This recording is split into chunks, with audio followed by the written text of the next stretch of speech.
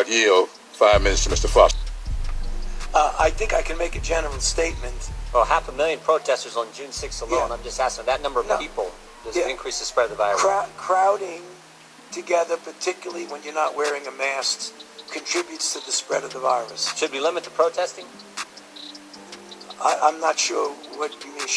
How do we say limit the protesting? Does the government limit the protesting? I don't think that's relevant to... Well, you just said that it increases the spread of the virus. I'm just asking, should we limit it? Chloroquine, with journalists often attempting to override the views and research from physicians, why do you think the media often posts only negative information about hydroxychloroquine? Oh my gosh, the doctors, we've been thinking about this since the beginning. Before it became politicized, most of us were pretty excited about hydroxychloroquine because it's a really safe medicine, a really safe drug, and it's just women, we give it to pregnant women, we give it to immunocompromised patients. So I thought, wow, this is just, this is great, this is the solution. And then President Trump mentioned that he thought it was a good possibility, and the next day the media just went crazy as though it was a terrible option. And ever since then they haven't let up, and they just keep saying how bad it is. Now, you asked me why they're doing that. I think the majority of journalists really are just drinking the same Kool-Aid that they've drunk for a long time. And I think a few probably know differently, but there's multiple levels of misinformation. I think it rises almost to the level of corruption. But I put them into 4 different categories. There's the scientific journals, there's the media, and then there's the federal government. So the scientific journals have actually printed corrupt data, fraudulent data. That was the Lancet and New England Journal of Medicine. They used fraudulent data. The company they got that fraudulent data from wouldn't reveal their data, so they had to retract the studies, but that actually been spread from the internet. This is just incredibly dramatic. The Lancet and New England Journal of Medicine, those are the world-famous publications. JAMA also had a very, it wasn't retracted their study, but that was a study that said hydroxychloroquine didn't work, but it was actually chloroquine in that study. But they gave super toxic dosages. They gave almost three times the dose they should give. So you've got kind of corrupt scientific journals. Then the next level of the corruption, or at least obfuscation, is the media. So the media, if they're innocent, they're reporting these journal studies. But if they're just as big numbers, the studies have been retracted, right? Or they would also report the positive studies. You've heard today, there's dozens and dozens of positive studies on hydroxychloroquine. There's been an unprecedented infringement on the doctor-patient relationship from governors, often restricting pharmacies from prescribing hydroxychloroquine. How do you feel about governors restricting its use? And what do you think about politicization of healthcare? Oh my goodness. So again, as a board-certified emergency physician, the whole reason I got involved in this is because I was restricted from prescribing an FDA-approved medication for patients who needed it. This has never happened before in medicine. There's never been a situation that a drug is cheap, generic, safe, FDA-approved for 65 years. This particular drug happens to have been used billions of times worldwide. It derives from quinine, which is in tree bark. It's been given, centuries really. General Washington gave it to his troops during the Revolutionary War.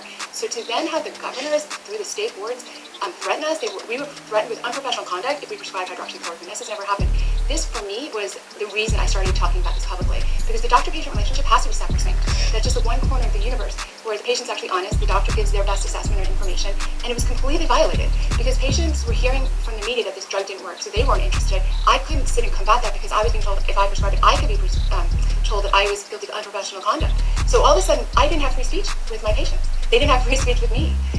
This is just terrible. This really, separate from COVID, separate from hydroxychloroquine, this is super dangerous. The governors empowered the state pharmacies through the pharmacy boards to question if doctors were prescribing it. Audio tapes of doctors on the phone with pharmacists. Pharmacists are refusing to fill their prescriptions. This has just never happened. Even with mask mandates, extremely low mortality rates, and treatment options like hydroxychloroquine available, there is a large debate about reopening schools in the fall. Do you think schools should be reopened? Yeah, it's fictitious. There is no scientific debate if schools should be open, none at all. So we are setting up a fake narrative when they say, is school safe, right? There is no such thing as a risk-free life. It just doesn't exist. So you have to think of everything in terms of lower risk and higher risk. So is it lower risk to stay home or lower risk to go to school? It's orders of magnitude lower risk to go to school. When kids have been staying home, as they've done for the last several months, the incidence of anxiety, the incidence of interpersonal conflict, and the incidence of child abuse that's been missed, or the kids that didn't get hot lunches, not even to mention all the educational problems, things that they didn't have, that's very high risk. We know that's high risk. Then you look at the other side, what is the risk of the disease? Well, the risk of the disease amongst children is exceedingly low. We heard all about that today. Kids typically don't get the virus, but when they do, they almost never get sick. And those that do get really, really sick, the numbers are incredibly low. They're much, much, much lower than influenza, for example. And nobody would think to have this conversation with influenza. So there's actually no debate from a scientific perspective. The only debate that exists is in the media or unions, politicians. There's no scientific debate. Of course, the children should be in school. Oftentimes in the media, they mention that QT prolongation is a reason not to prescribe hydroxychloroquine, and that it's dangerous for that reason. Can you elaborate a little bit more about QT prolongation, what it is, and if it's worrisome? Is It's a feature of the EKG between the Q and the T. It's always supposed to be a certain length, right? And depending on how fast your heart is beating. So there are many drugs, hundreds, that prolongs that interval. It's called the QT interval. It makes it a little too long. If it makes it very long, then it can interfere with the next heartbeat, and that could cause an arrhythmia or even a fatal arrhythmia, a heartbeat that's irregular to the point of being fatal. Now, how likely is this to happen? Well, first of all, hundreds of drugs cause QT prolongation. A very common one we use all the time is a drug called Zofran. We give it for nausea. We give it all the time, and we don't check EKGs beforehand. It's just well known, and that's just what you do. The hydroxychloroquine, until COVID, was predominantly prescribed by rheumatologists, and when they started this drug in their practices, they never even did an EKG, a baseline EKG. It just wasn't considered a really big problem. So the QT can get prolonged, it's a fact, but it's uncommon. When it does happen, it usually happens in patients who have heart disease. Now, so it was absolutely overblown, fear-mongering times 100. So it was factually true that in older or specifically patients that had underlying heart disease, you could get a prolongation of the QT, but that didn't mean it was going to run into a fatal problem. It could just get a little bit long and not be a fatal problem.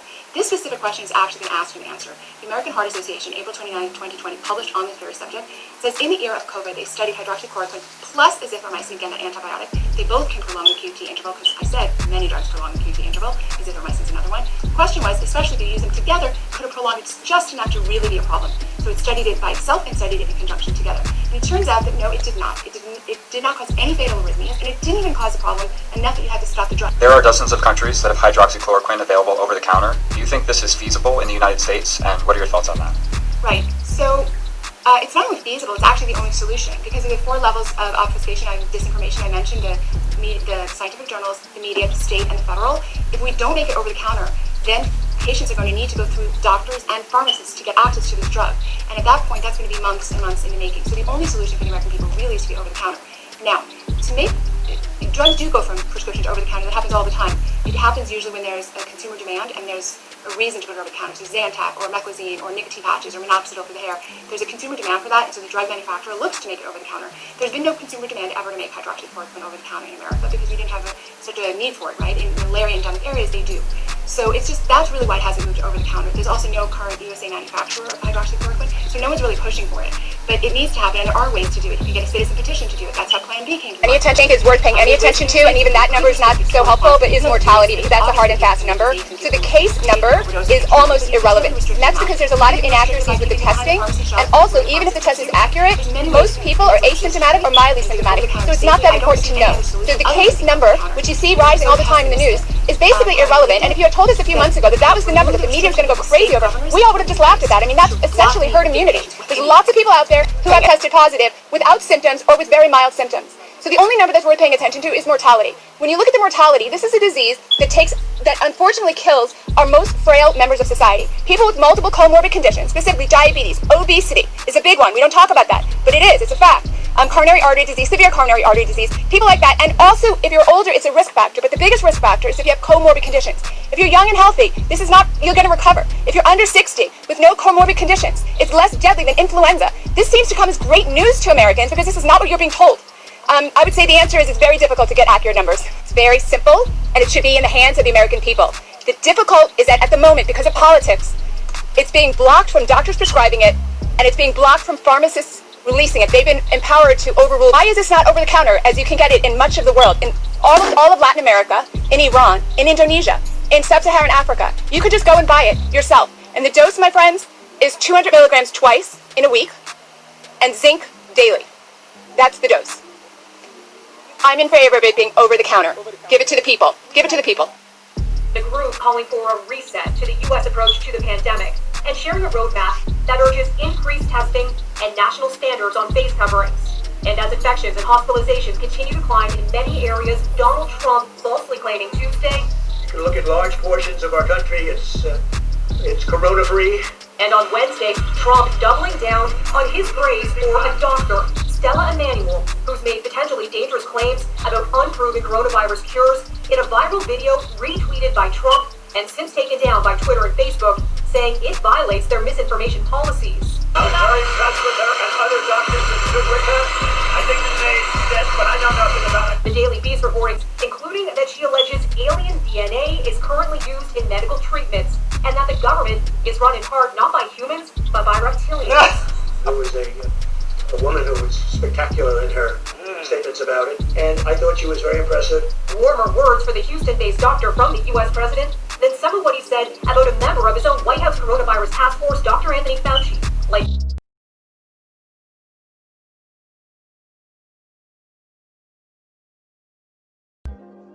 Yeah. You're not a big fan of Dr. Anthony Fauci. See how this plays, right?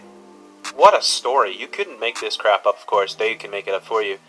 But you just look at the narrative. Now, I'll just show you something here with this Stella Emmanuel. And this is one of the doctors on the frontline crew, who's allegedly from Nigeria, who came forth and said, we have a cure, right? And Trump said, oh, she's great, she's wonderful. And then look at the headlines. Trump promotes doctor who has claimed alien DNA was used in medical treatment. You saw the quote there. And you've got Dr. Stella Emmanuel, Dr. Trevor Noah Madonna react. You've also got the quote that she believes that aliens are involved in this. What does she say here? So Stella Emmanuel, a doctor at the center of controversy over unproven and potentially dangerous claims that anti-malaria drug can treat COVID-19, is no stranger to conspiracy theories. And Facebook and Twitter have taken down the viral video in which she appeared. Saying it violates their policies about misinformation, but not before it was retweeted by Donald Trump and one of his sons. The U.S. president defended himself, saying he found that Dr. Emmanuel was born in Cameroon and based in the Texan city of Houston. Very impressive. She said she had tremendous success with hundreds of different patients. I thought her voice was an important voice, but I don't know nothing about her. But I know nothing. I was going to say not know nothing. All right. Emmanuel, who is a Christian pastor, gave a speech on the steps of the Supreme Court. And of course, there's the speech. There's Dr. Good. There's Dr. Erickson. There's that woman there that we showed you today, the video that was terminated by Scroogle, in which I didn't even endorse hydroxychloroquine. In fact, I didn't even spell it out because I know how the algorithms work. Along with other medics from a group, I'm calling them medics now, from a group called America's Frontline Doctors, she said that Americans were being denied potential cure for COVID-19. Nobody needs to get sick. The virus has a cure. It's called hydroxychloroquine. I've treated over 350 patients and not had one death, despite some studies raising hopes that the drug could be used to cure coronavirus. One subsequent large and witches and demons. So they get into her character here on the British Brainwashing Corporation. Born in 1965, and Dr. Emmanuel graduated with a medical degree from the University of Calabar in neighboring Nigeria, and has a valid doctor's license according to the website of the Texas Medical Board. And then they show you the hydroxychloroquine here being handed out. She is also a pastor in the... He was the star on the hit 60s TV show Star Trek. He passed away at the age of 83 due to chronic obstructive pulmonary disease, and a lot of folks are bringing up the Vulcan symbol that the character Spock made so famous. But what does this symbol actually represent? Well, according to Nimoy, in an interview he did for the National Yiddish Book Center, it has Jewish roots. Here's a short clip of Nimoy describing how he came about this symbol. So I'm with my father, my grandfather, and my brother, sitting in the bench seats. Women were upstairs. 5 or 6 guys get up on the bima on the stage. They're facing the congregation. They get their talit over their heads, and they start this chanting. I think it's called dufning. And my father said to me, "Don't look."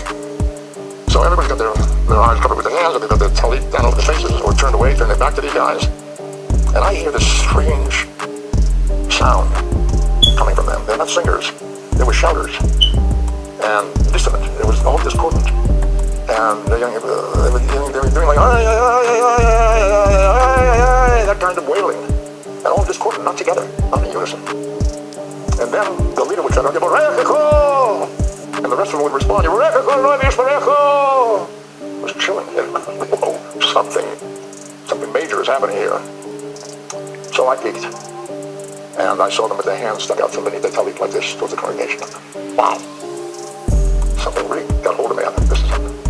I had no idea what was going on, but the sound of it and the look of it was magical. This is the shape of the letter Shin, Hebrew alphabet Shin. Very interesting letter in the language. It's the first letter of the word Shaddai, the first letter of the word Shalom, first letter of the word Shekhinah, which is the name of the feminine aspect of God, who supposedly was created to live amongst humans, the Shekhinah. So there you go. Now, in doing a little bit of digging into the symbol myself, I thought I'd make a few comments regarding it and the connection it has to Hollywood and Star Trek, and even the occult and the Illuminati or the Elite Order, who take their directions from fallen spirits, which will make their appearance as well in this short little video. So, as he described, the hand symbol represents the Hebrew letter shin. According to Kabbalistic sources, there are two sides to the shin. The right side, where the shin possesses 3 heads and represents this world, and the left side, which possesses 4 heads and represents the world to come. Each of the 3 prongs of the shin represents different dimensions of the human being, one being the kesser, will and pleasure, the second being intellect, and the third being emotion. And each of these have their own paths, and not surprisingly, there are several more layers of hidden meaning, of which isn't really that important for this video, but I'll leave some links where you can check them out for yourself. Now, the ritual that Leonard Nimoy was talking about there is a priestly blessing known as the Duganin, which is performed by the Kohanims, who are the Jewish priests thought to be the descendants of Aaron, the Most High, brother of Moses, and according to Jewish tradition, have been divinely chosen to work in the Jewish temple and assist others in serving God. Here is an image of the Kohanim performing this blessing. Does anything look familiar to you? If you studied occult symbolism at all, you know right away that this is very similar to the rock sign of the Illuminati that people have pointed out for a long time. Now, I don't really want to go down this rabbit trail right now, but I did want to point it out because it is very similar. Now, the real hidden spiritual deception behind this whole thing is found in the show Star Trek. The guy who created Star Trek, Gene Roddenberry, has a very interesting past, getting mixed up with a group that called themselves the Council of Nine. The Nine claim to be the Ennead, or the 9 major gods of ancient Egypt, and the 9 principles of the universe. The story is long and complicated, but in short, it goes back to 1952, when the founder of the Round Table Foundation, a medical doctor named Andrija Puharich, who had been doing paranormal and psychic research for years, brought in an Indian mystic named Dr. D.G. Vinod, who began to channel the 9. The history that follows is fascinating to look at, and many prominent people in culture have crossed paths with Puharich and his channelers, one of which was a young Israeli named Uri Geller. By the time Puharich set up Lab 9 in New York, he was backed by multi-millionaire businessmen, European nobility, scientists from Stanford Research Institute, and prominent political figures. And so again, one of the folks influenced by this Council of 9, these spiritual beings that were being channeled, is Gene Roddenberry, the creator of Star Trek. And in fact, if you take a look at the number 9, you'll see it run through various elements of Star Trek throughout its various incarnations. But furthermore, the number 9 in general has been displayed throughout many Hollywood films, as seen here. But let's get down to the Vulcan himself. Spock was a hybrid, half human, half alien. But if we reach further back into history, we find that the Vulcan was the god of fire, where we get the word volcano. Of course, we should immediately notice the connection with Lucifer, the morning star, or Prometheus, the light bearer. He was also the god of metalworking and the forge, with the medieval alchemist Paracelsus declaring Vulcan as the god of alchemy, which might have something to do with Azazel, the Watcher, in the Book of Enoch, who taught mankind to make weapons. Now, this is interesting to consider because another name for Vulcan is Tubal-Cain. In Genesis 4:22, we read, and Zillah, she also bare Tubal-Cain, an instructor of every art here in brass and iron. And so how did Tubal-Cain learn that stuff? Perhaps he was taught this by Azazel, the Watcher, who taught mankind all the things of making weapons and of warfare. So if you look at the Gill's exposition of the entire Bible, here's what it states on a commentary for Genesis 4:22, quote, and Zillah, she also bare Tubal-Cain, thought by many to be the same with Vulcan. His name and business agree, for the names are near in sound. Tubal-Cain may easily pass into Vulcan, who, with the heathens, was the god of the smiths and the maker of Jupiter's thunderbolts, as this was an artificer of iron and brass. As follows, his name is compounded of 2 words, the latter of which was no doubt put into the name in memory of Cain, his great ancestor, and former Josephus reads Theobald, and says of him that he exceeded all in strength, and had great skill in military affairs. Now all this comes full circle when we read Manly P. Hall in his book The Lost Keys of Freemasonry, or The Secrets of Hiram Abiff, this quote, when the Mason learns that the key to the warrior on the block is the proper application of the dynamo of living power, he has learned the mastery of his craft. The seething energies of Lucifer are in his hands, and before he may step onward and upward, he must prove his ability to properly apply energy. He must follow in the footsteps of his forefather, Tubal-Cain, who, with the mighty strength of the war god, hammered his sword into a plowshare. So, in conclusion, the bottom line is that the Vulcan symbol that everyone loves and enjoys has deep occult roots in not just mystical Hebraic tradition, but also the Illuminati and the occult and the Masons. And so the show Star Trek itself was wrought with channeled influences from the so-called Council of 9, which I forgot to mention earlier that some folks have suggested that this whole thing with the Council of 9 was a CIA mind control operation, which it very well could have been. And so the mixture of aliens, pagan gods, channeled spirits, and the occult all come together in this one character of Spock, the hybrid Vulcan human, who was played by the late Leonard Nimoy. And while I don't know where Leonard Nimoy is now, even though I have an opinion of where he might be, let's pray that people don't fall for these satanic traditions that have been so deeply embedded into our culture. Well, I understand you are a Star Trek fan. Absolutely. That certainly the show inspired a utopian future inspired by technology. I'm curious what about that show shaped your vision of an optimist future? I was a sucker for Star Trek when I was a kid. Even though when you look back, I think there are only 20 episodes, right? I mean, they just looped over and over again, but they're always fun to watch. The Federation's very diverse, the crew's very diverse, it's a bunch of diverse group of people. And the bad guys aren't usually evil, they're just misguided or broken. And so it's a much more optimistic view of humans as well. You know? And then a lot of shows that are about superheroes or evil, and the struggles are kind of wonderfully balanced. Well, I think that's right. I think Star Trek, like any good story, says that we're all complicated. We all got a little bit of Spock and a little bit of Kirk and a little bit of Scotty and maybe some Klingon in us, right? This is the presentation of the Space Force flag. So we've worked very hard on this, and it's so important from a defensive standpoint, from an offensive standpoint, from every standpoint there is. As you know, China, Russia, perhaps others started off a lot sooner than us. We should have started this a long time ago, but we've made up for it in spades. These are the voyages of the Starship Enterprise. Its continuing mission to explore strange new worlds seek out new life, new civilization.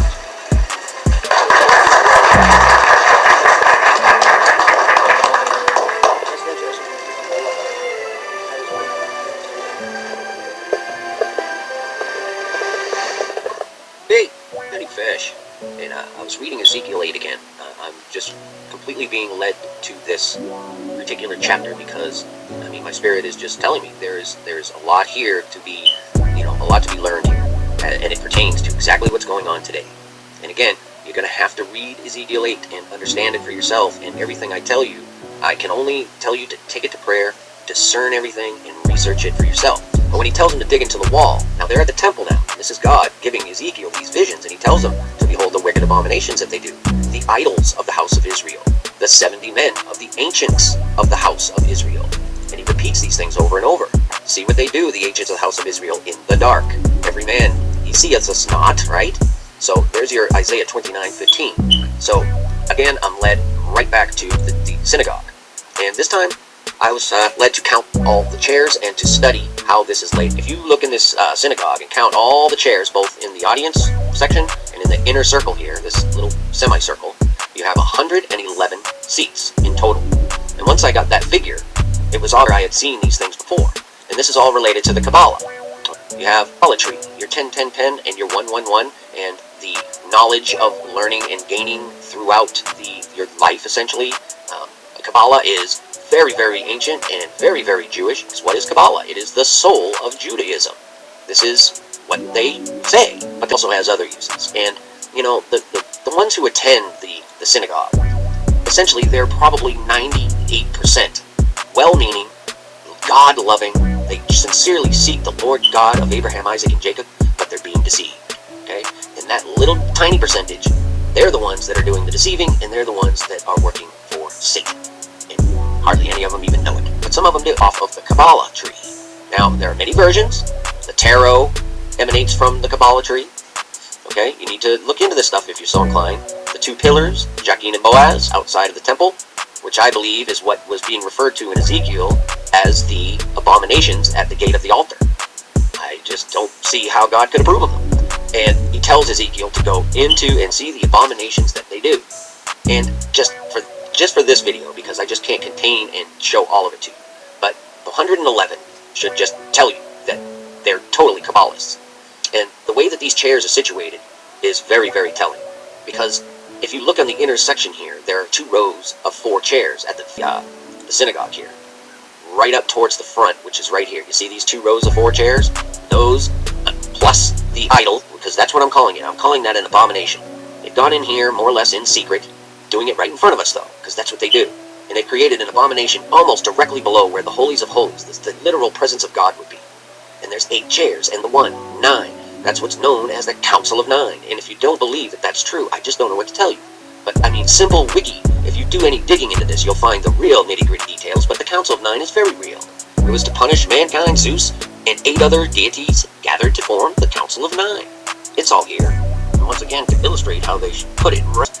Check this out. Everybody has seen this. Everyone has seen the avocados from Mexico. So comical, hilarious commercial. This is the level that they go, because it's so outrageous. Who would ever think that they're going to actually show you the truth in a stupid avocado commercial while they're mocking the living daylights out of you? It's just ridiculous. Even before he was elected Pope, the cardinals during the pre-conclave asked the new pontiff to hold regular meetings with a small group of cardinals apart from the Roman Curia. After the white smoke finally cleared the air, Pope Francis accepted the proposal and appointed a council of 8 cardinals to advise him on matters of the church. This happened just a month after his election on April 13th, 2013. The Pope has felt the need to be perspective, to identify what was not working and suggest changes. He asked them for 2 things, to help him reform the Roman Curia and to help him govern the Catholic Church. A few months later, the group of 8 cardinals welcomed the new member, the new Secretary of State, Cardinal Pietro Parolin. Hence, they became known as the C9.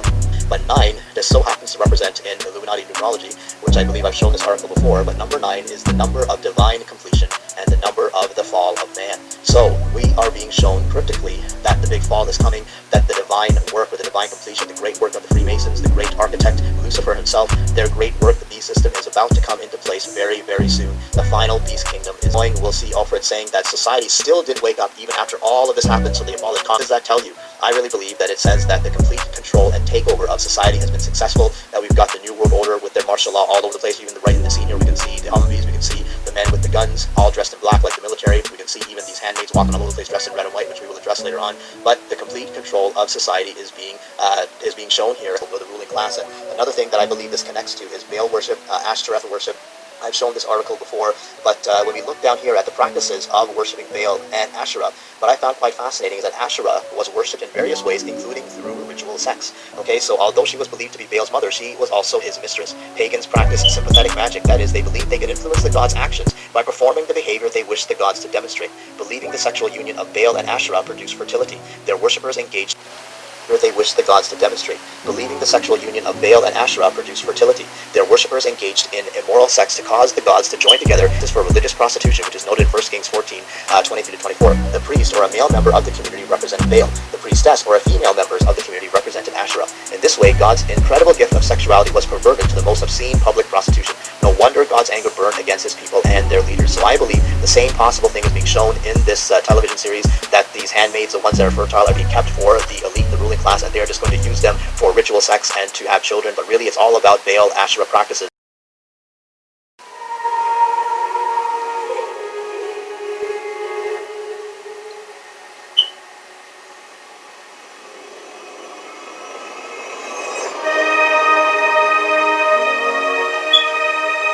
She who walks the seas, she whose years are uncounted, the Lilith Queen. As the moon changes its shape, Asherah remains unchanged. A few raise the silence before the storm, her sorrow rushing waves into the dawn. Her beauty like a dawn breaking, and her loneliness constant and deep. Beware the daughter of the sea, for one day she will be free of dreams.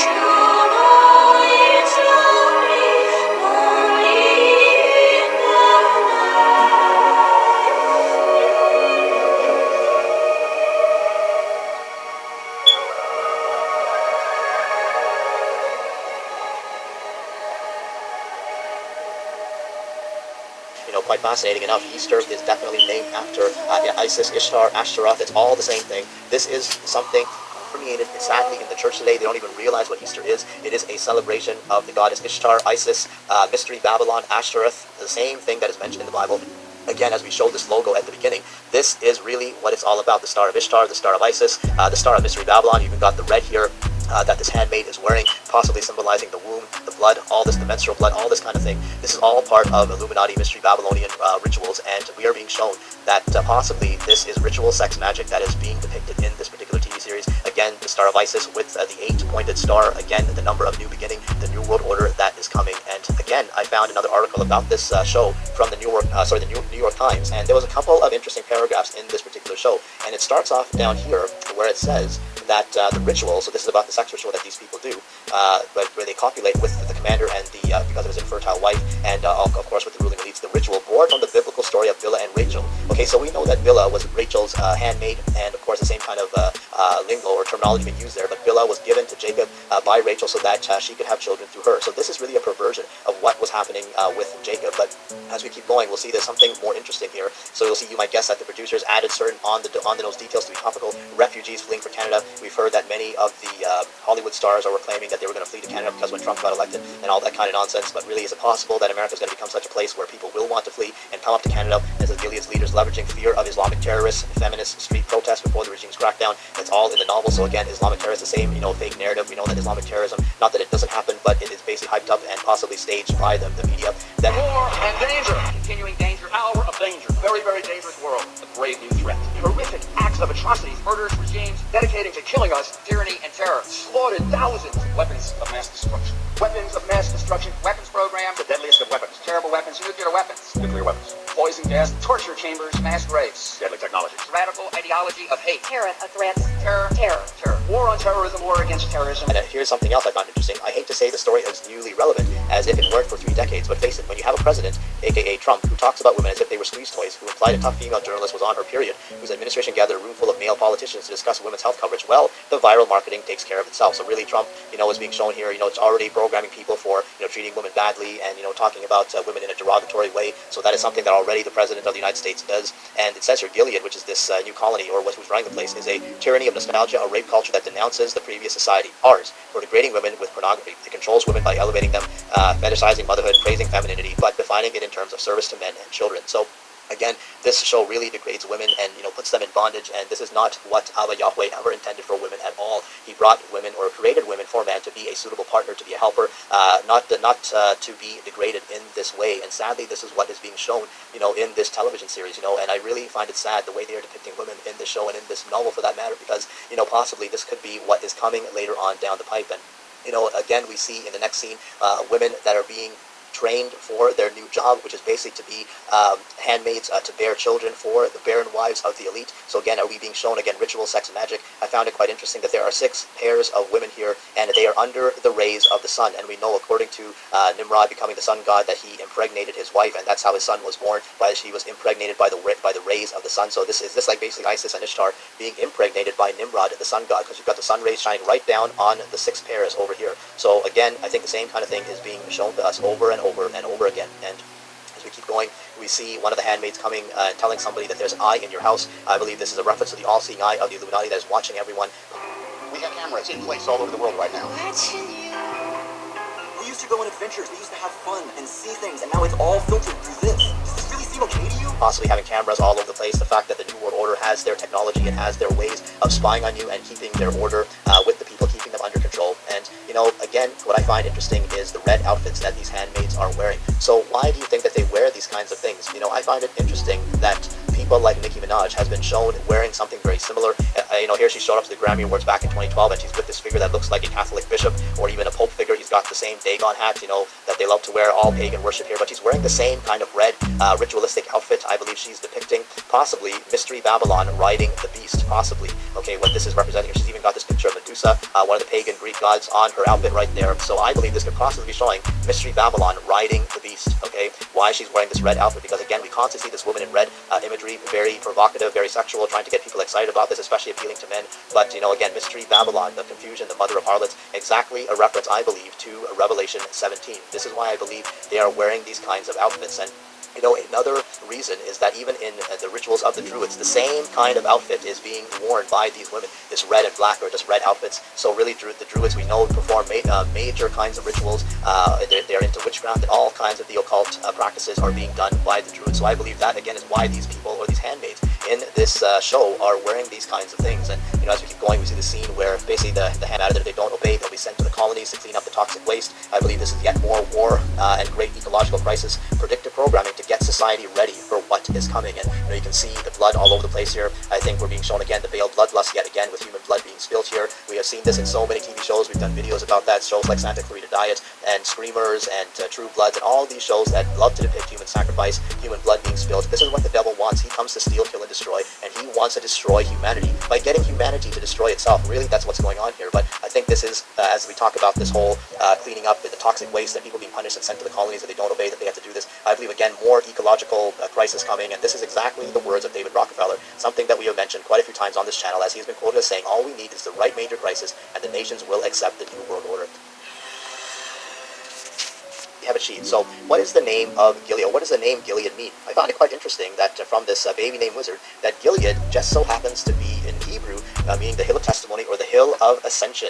When you think of the Illuminati, they believe they are the Illumined ones. They believe that they are going to ascend to the next level. They want to be ascended masters. They think they have all the wisdom and knowledge, and that they hide this from society because we, the regular people, are the profane to them, and they believe they are going to ascend and be like gods, just as Satan fooled Adam and Eve in the garden, telling them they will be as gods. So the elite have fallen for the same lie, because the devil is up to the same tricks as he has always been. So quite fascinating that Gilead just so happens to mean in Hebrew the Hill of Ascension. Google and Satan's parent company, Ascension, announced they're working on a project together which will include sharing patient data between the two companies. The partnership is raising privacy concerns and even led to a federal inquiry. Both organizations have large footprints in Austin. Take Sandsville Prison is live downtown in Austin with the details. Phil.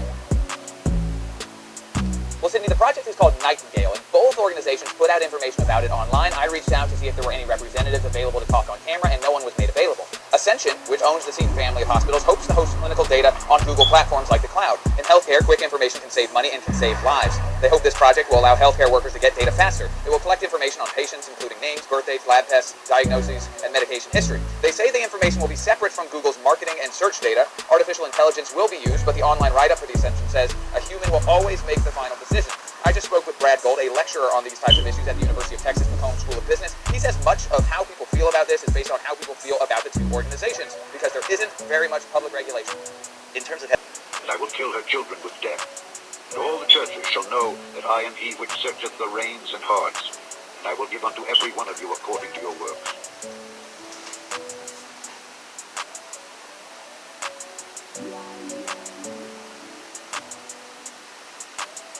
But unto you I say, and unto the rest in Thyatira, as many as have not this doctrine, and which have not known the depths of Satan,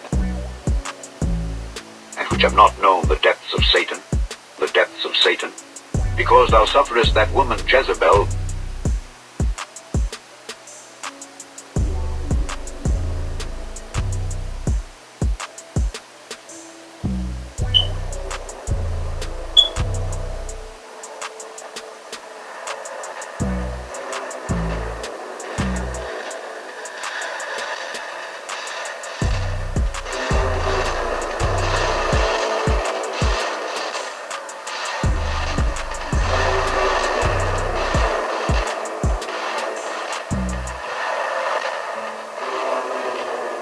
there came one of the 7 angels which had the 7 vials, and talked with me, saying unto me, Come hither, I will show unto thee the judgment of the great whore that sitteth upon many waters.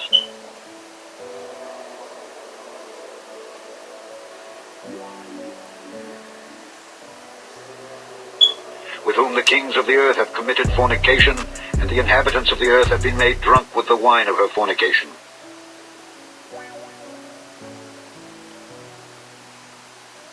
So he carried me away in the spirit into the wilderness, and I saw a woman sit upon a scarlet-colored beast, and the woman was arrayed in purple and scarlet color, and decked with gold and precious stones and pearls, having a golden cup in her hand, full of abominations and filthiness of her fornication.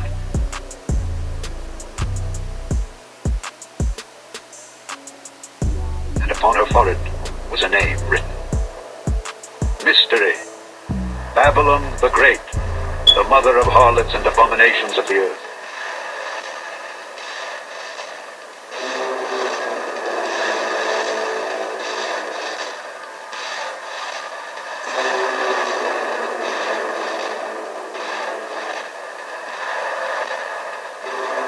And I heard another voice from heaven saying, Come out of her, my people, that ye be not partakers of her sins, and that ye receive not of her plagues. For her sins have reached unto heaven, and God hath remembered her iniquities.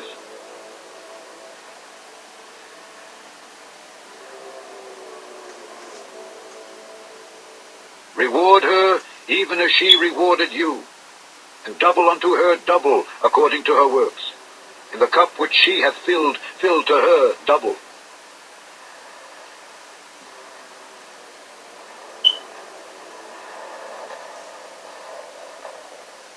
How much she hath glorified herself and lived deliciously, so much torment and sorrow give her.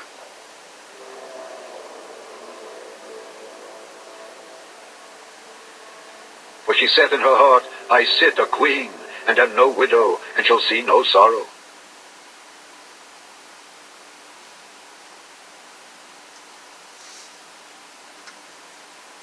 Therefore shall her plagues come in one day, death and mourning and famine, and she shall be utterly burned with fire, for strong is the Lord God who judgeth her.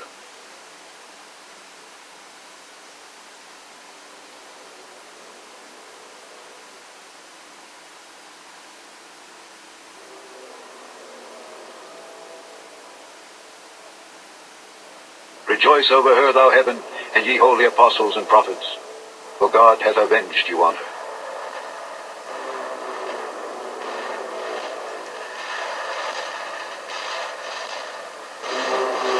And a mighty angel took up a stone like a great millstone, and cast it into the sea, saying, Thus with violence shall that great city Babylon be thrown down, and shall be found no more at all.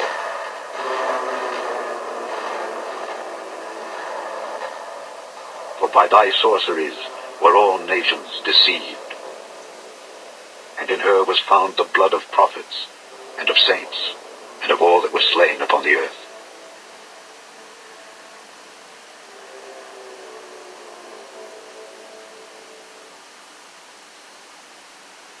And after these things, I heard a great voice of much people in heaven, saying, Hallelujah!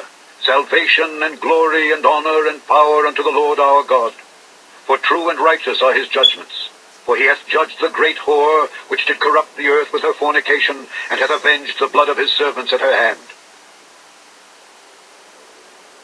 And again they said, Hallelujah!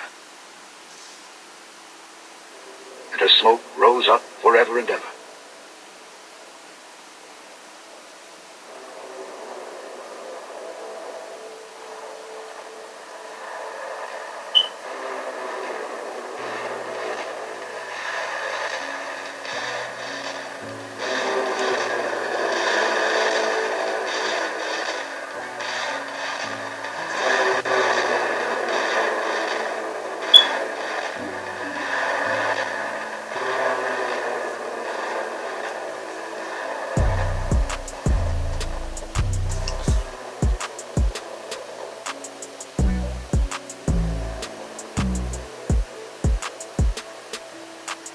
Alright, so the same kind of thing I believe is being shown here, this particular logo of Gilead, thinking that they're on the hill of ascension, that they're going to ascend to the next level, and showing the womb of Isis, which I believe, they are using these handmaids as their womb so that they can propagate their race, so that the elites can live on and keep bringing their chaos all over the world. Thank you so much. Fauci, I wanted to ask you, we've seen some data the last few days that while cases are going up in this country, deaths are going down. And I've seen some reporting in media that in part that's because younger people who tend to not to die from COVID are the ones being infected. Should we see this as a positive sign, or should we still be worried? I think it's too early to make that kind of link, Congresswoman. Let me explain. Deaths always lag considerably behind cases. You might remember that at the time that New York was in their worst situation, where the deaths were going up, and yet the cases were starting to go down. The deaths only came down multiple weeks later. So you're seeing more cases now while the deaths are going down. The concern is if those cases then infect people who wind up getting sick and go to the hospital, it is conceivable you may see the deaths going up. So I think it's too early to say because the deaths are going down. Thank you, Doctor. And I have another question, Dr. Fauci, for you. We've seen, and I think you and I have talked about this, most vaccines take years, if not decades, to be approved and be proved efficacious. And sometimes we don't find a vaccine at all. I have two questions for you. Number one, do you believe that we will find a vaccine for the coronavirus? And number two, do you still stand by the prediction you gave us some months ago that we could actually have a vaccine by early 2021? I feel cautiously optimistic, Congresswoman, that we will be successful in getting a vaccine.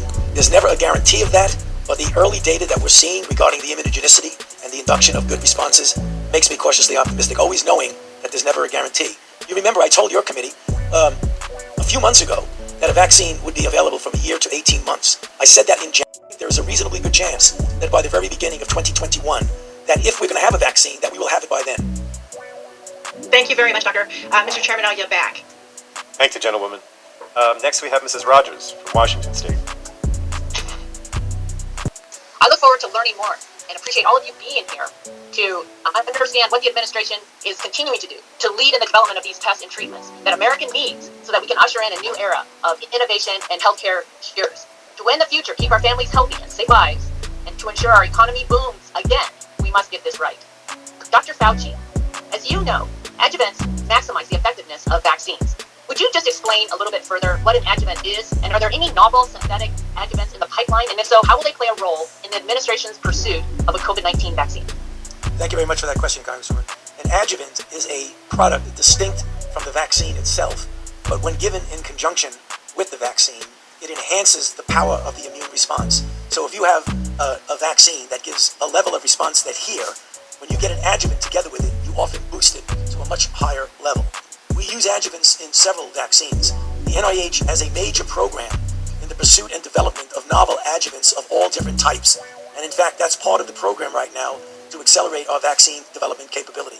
So it's a good question, but it's a very important part of what we do. Thank you. Thank you. Thank you for that. Yeah, thank you very much, Senator Byrne. Well, there are a couple of things that I think are inherent in all vaccine development. First of all, there's no guarantee that the vaccine is actually going to be effective. As you well know, because we've discussed this many times in the past, And you can have everything you think that's in place, and you don't induce the kind of immune response that turns out to be protective and durably protective. So one, the big unknown is it will be effective. Given the way the body responds to viruses of this type, I'm cautiously optimistic that we will, with one of the candidates, get an efficacy signal.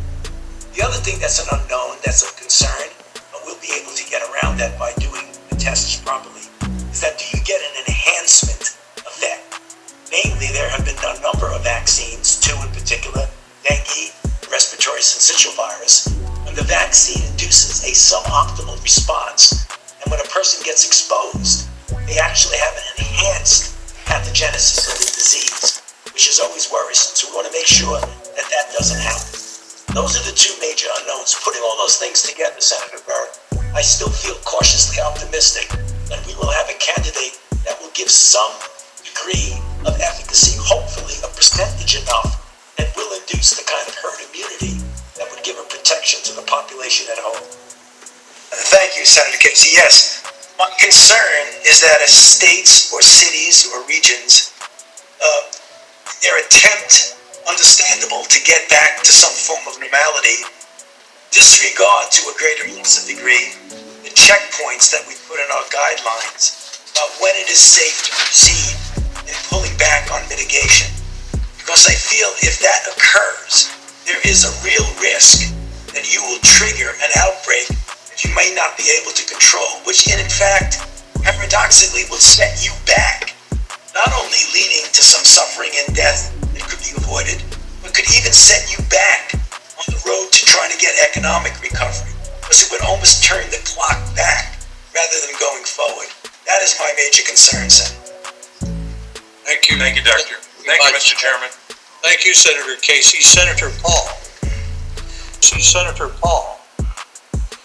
Dr. Fauci, scientists have shown that rhesus monkeys that are infected with COVID-19 cannot be reinfected. Several studies have also shown that plasma from recently infected coronavirus patients neutralizes the virus in lab experiments.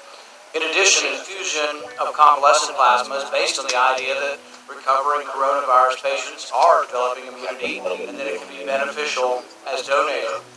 Studies show that the recovering COVID-19 patients, from the asymptomatic to the very sick, are showing significant antibody response. Studies show that SARS and MERS, also coronaviruses, induce immunity for at least 2 to 3 years. And yet the media continues to report that we have no evidence that patients who survive coronavirus have immunity. I think actually the truth is the opposite. We have no evidence that survivors of coronavirus don't have immunity, and a great deal of evidence to suggest that they do. The question of immunity is linked to health policy, and that workers who have gained immunity can be a strong part of our economic recovery. The silver lining to so many infections in the meat processing industry is that a large portion of these workers now have immunity. Those workers should be reassured that they likely won't get it again, instead of being alarmed by media reports that there is no evidence of immunity. You've stated publicly that you'd bet it all that survivors of coronavirus have some form of immunity. Can you help set the record straight that the scientific record, as it is being accumulated, is supportive that infection with coronavirus likely leads to some form of immunity? Dr. Fauci. Yep, thank you for the question, Senator Paul. Yes, you're correct that I have said that given what we know about the recovery from viruses such as coronaviruses in general, or even any infectious disease with very few exceptions, that when you have antibody present, it very likely indicates a degree of protection. I think it's in the semantics of how this is expressed when you say, has it been formally proven by long-term natural history studies, which is the only way that you can prove, one, is it protective, which I said and would repeat, is likely that it is, but also, what is the degree or titer of antibody that gives you that critical level of protection, and what is the durability? As I've often said, and again repeat, you can make a reasonable assumption that it would be protective, but natural history studies over a period of months to years will then tell you definitively if that's the case. And I think that's important because, in all likelihood, is a good way of putting it. The vast majority of these people will have immunity, instead of saying there is no evidence. The WHO kind of fed into this by saying no evidence of immunity. And in reality, there's every evidence stacking up. In fact, a lot of the different studies have shown that it is very unlikely that you get it again in the short term. With regard to going back to school, one thing that was left out of that discussion is mortality. We'll start at event 201. This was hosted by the Johns Hopkins Center for Health and Security, and they partnered with the World Economic Forum and the Bill and Melinda Gates Foundation. This was a high-level pandemic exercise on October 18th in 2019 in New York City. The exercise illustrated areas where the public-private partnerships will be necessary during the response to a severe pandemic in order to diminish large-scale economic and societal consequences. You'll see the people involved here. Obviously, Bill and Melinda Gates Foundation, Johns Hopkins University, United Nations Foundation, United States Center of Disease Control, China Center of Disease Control, United States National Security, U.S. Medical Group, Marriott International Hotels, the World Bank Group, U.S. Health and Edelman, Matrix Evaluation, Edelman, which is a global communications firm, Lufthansa Group Airlines, UPS, and Johnson & Johnson. These are having profound economic consequences. The pandemic is causing a global financial crisis. Misinformation is undercutting efforts to control the pandemic. And that was a large part of this presentation about how they needed to control, what they would call disinformation, or realistically is anything against their narrative. Anybody who might have a different opinion, they want silence. They don't want to be heard. And we're over at the global economy in free fall, which seems like where we're going to be in a few months. And then the economic turmoil could last a decade. Okay, so based on all of that, it seems like kind of identical to what we're living through right now. The timing was very coincidental. The coronavirus broke out in China less than 1 month after this exercise took place. And again, if you look at pretty much all the topics that they discussed during this, it's basically in line with what we're living through right now. Okay, so February 28th, prior to it actually arriving here, Trump called the coronavirus the Democrats' new hoax. And then on March 21st, Mike Pompeo, who is the Secretary of State, prior to that, he was the director of the CIA, says in a live interview that we are in a live exercise, which was kind of strange wording. 9 days later, March 30th, Neil deGrasse Tyson says the coronavirus is an experiment in whether the world will listen to scientists. So also kind of a strange way to put it. And then apparently Dr. Fauci, who we all know and love, had warned us of this in 2017. Dr. Anthony Fauci, the U.S. government's top infectious disease specialist, warned in early 2017 that there would be a surprise outbreak that would occur during the Trump administration. There is no question that there will be a challenge to the coming administration in the area of infectious diseases. He said at Georgetown University just days before Trump was inaugurated. So, moving on from PubMed.gov, potential false positive rate among asymptomatic infected individuals in close contacts with COVID-19 patients. The false positive, they said, is 80.33%, so 4 out of 5 positives are false positives. This is from the CDC's website, it's the National Vital Statistics System, March 24th, 2020. Question is, should COVID-19 be reported on the death certificate only with a confirmed test? And their response is, COVID-19 should be reported on the death certificate for all deaths that is assumed to have caused or contributed to death. Moving on, April 7th, CDC tells hospitals to list COVID-19 as cause of death even if you're just assuming or it only contributed. And then in another article, CDC tells hospitals to list COVID as cause of death even if there are no test results confirming it. And here on April 8th, so the U.S. pneumonia deaths weekly, you can see for about 6 years in a row here. And then looking on first week of the year, when COVID supposedly was coming through, I guess like mid-February, should be somewhere over here. It's this year, 2019-2020, literally just dropping straight down because now pneumonia deaths are being called COVID deaths, just to inflate the numbers. And April 11th, U.S. hospitals getting paid to list patients as COVID-19. This was after Dr. Scott Johnson, a Minnesota physician and Republican state senator, told a local station he received a 7-page document coaching him to fill out death certificates with a COVID-19 diagnosis without a lab test to confirm the patient actually had the virus.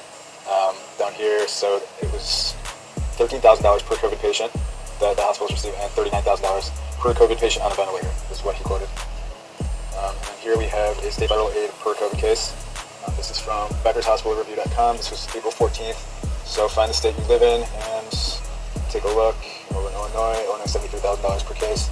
There's also a more recent article from Becker's Hospital Review that shows the total amount of money that each state has received and kind of gives a breakdown of how many hospitals it's distributed from.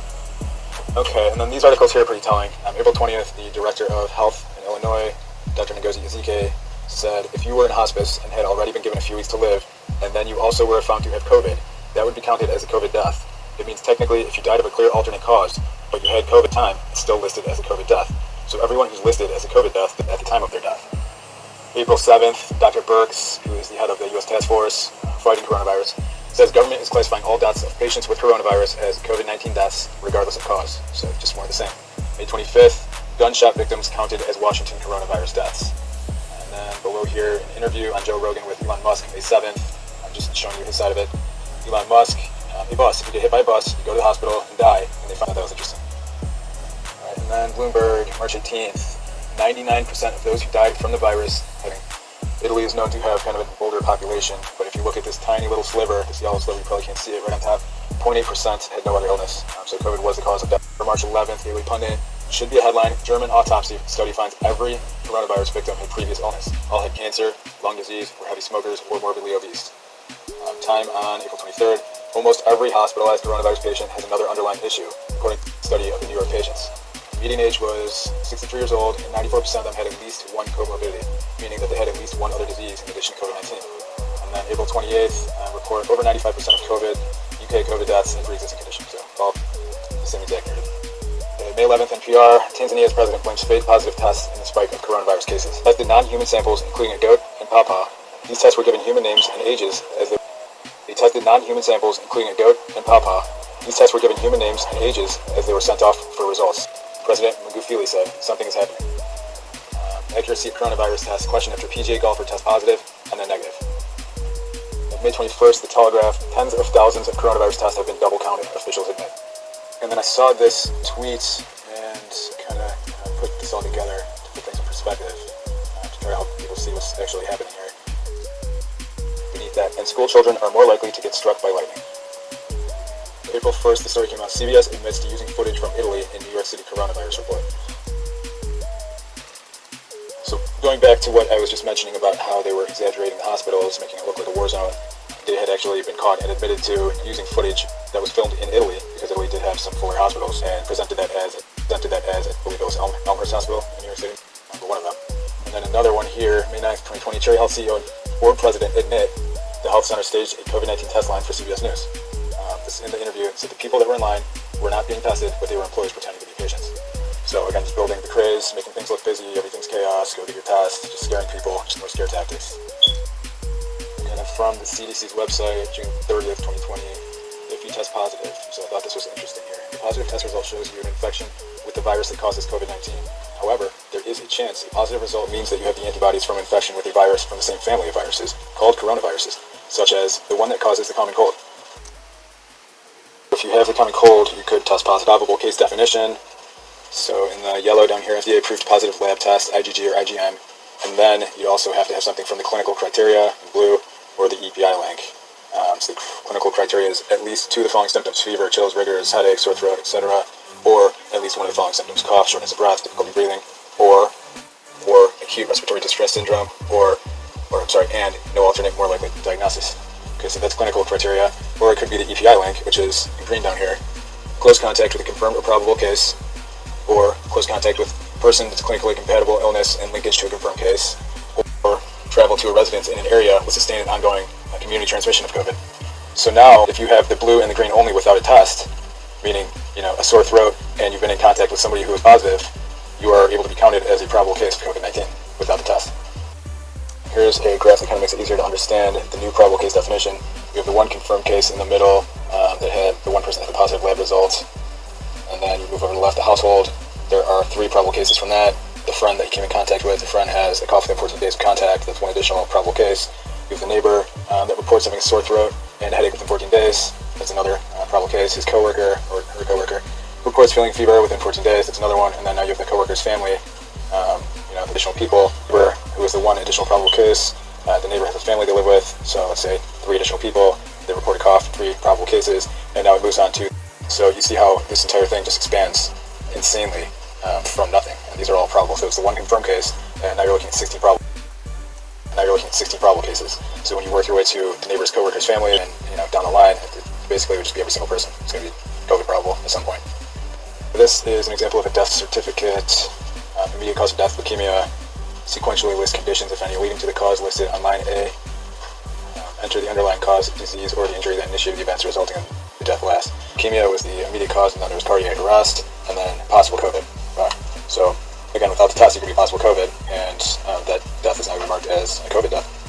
So, if you look at the new case definition, the example death certificate above is sufficient and will be counted as a COVID-19 related death. So, the number of COVID-19 related deaths is going to increase because of the new case definition. Saw this article today, actually. It was from July 14th from The National. Argentina stumped as sailors catch COVID-19 after 35 days at sea. So Argentina is trying to solve a medical mystery after 57 sailors were infected with the coronavirus after 35 days at sea, despite the entire crew testing negative before leaving the port. According to the ministry, 57 of the 61 crew members were diagnosed with the virus after taking a new test. However, all of the crew members had undergone 14 days of mandatory quarantine at a hotel in the city, Yeshua, maybe, prior to that. They had received negative results, the ministry said in a statement. So literally out to sea, and they got COVID. It's almost like COVID's inside of us already. And then also July 14th, Fox 35 investigation reveals inflated Florida coronavirus numbers. 22 labs reported 100% positivity rates. 2 labs reported 91.18% positivity rate. So countless labs have reported a 100% positivity rate, which means every single person tested was positive. Other labs had very high positivity rates. Fox 35 found that testing sites like CentraCare reported 83 people were tested and all tested positive. Then the NCF Diagnostics in Alachua reported 88% of the tests were positive. The report showed that Orlando Health had 98% positivity rate. However, when Fox 35 News contacted the hospital, they confirmed errors in the report. Orlando's health positivity rate was only 9.4%, not 98%. The report also showed that the Orlando Veterans Medical Center had a positivity rate of 76%. A spokesperson for the VA told Fox, and that the positivity rate for the center is actually 6%. Interesting. July 21st, 12 doctors were arrested in Mexico for faking at least 800 documents to increase corona-related deaths. And then, more states reverse or slow reopening plans as coronavirus cases climb. I wonder why. July 20th, CDC admits false positives are being mistakenly included in official coronavirus data. July 26th, uncovering a gunshot, Parkinson's, and a hip fracture as mislabeled COVID. So, Palm Beach County Medical Examiner COVID deaths. They ended up finding 8 deaths were incorrectly labeled as COVID deaths, including one was a gunshot wound to the head.